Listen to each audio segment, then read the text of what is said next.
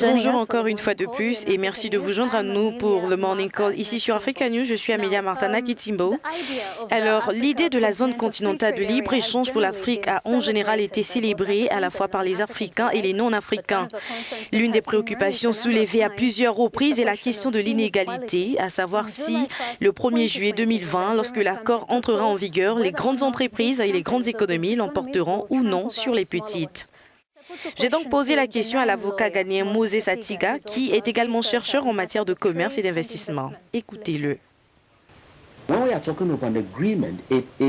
Lorsque nous parlons d'un accord, c'est quelque chose que les États membres ont accepté, que je suis entièrement d'accord avec ce qui est contenu ici, et donc je voudrais en faire partie. N'oubliez pas qu'être membre n'est pas un acte de force, c'est un acte volontaire.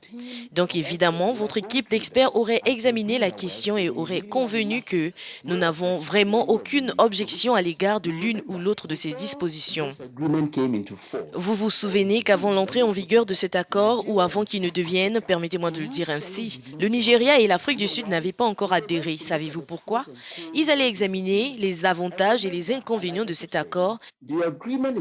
Et rappelez-vous, comme je ne cesse de le répéter, l'accord n'est pas restrictif et donc à part quelques exceptions que j'ai souvent permis dans les règlements commerciaux, il y aura des mouvements de biens et de services, de végétaux, de produits et d'animaux qui auront certaines conséquences comme la propagation de maladies, d'insectes, de maladies humaines, animales et végétales. Et ils ont donc dû prendre le temps d'examiner la question et de voir si, seuls, ils pouvaient mettre en place des mesures leur permettant d'en profiter. Et ça explique pourquoi ils ont retardé.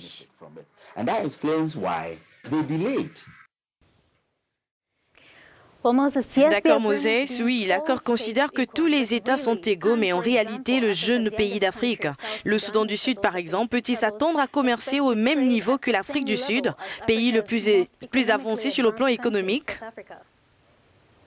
Il se peut qu'une entreprise sud-africaine vienne au Soudan du Sud, s'installe et fabrique, même sans employés, en sud-soudanais. Dans ce cas, qui blâmeriez-vous? Vous blâmerez le grand pouvoir? Je n'y pense pas. Ainsi, la loi prévoit des règles du jeu équitables pour nous tous. Alors j'exhorte tous les gouvernements africains à tirer parti de ce traité en planifiant.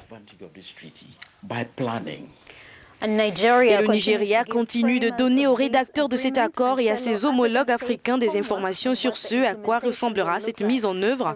Reuters rapporte que le Nigeria est maintenant confronté à l'inflation la plus élevée en 17 mois en raison de la hausse des prix alimentaires.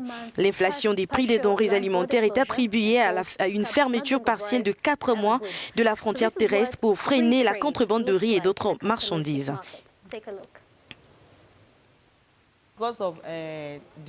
Parce que la demande est plus élevée que l'offre. C'est pourquoi le prix ne cesse d'augmenter. La route n'est pas bonne pour les camions qui nous apportent le riz. À l'époque, les camions passeront presque 2 ou 3 semaines sur la route avant l'acheminement du riz.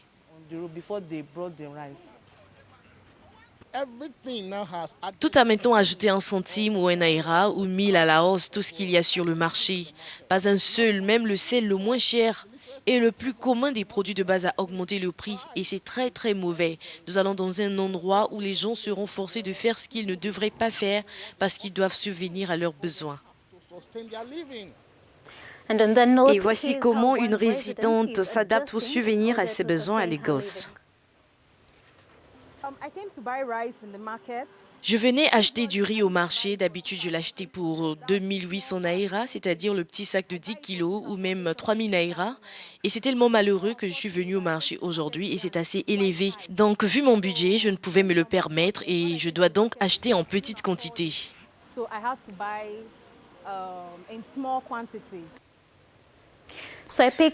Alors, je retiens donc au moins 3 choses de ces extraits sonores. La nécessité d'améliorer les infrastructures de transport afin de faciliter la circulation des biens et des personnes.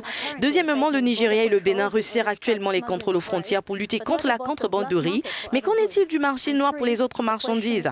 Troisièmement, la question du contrôle des prix entre les pays.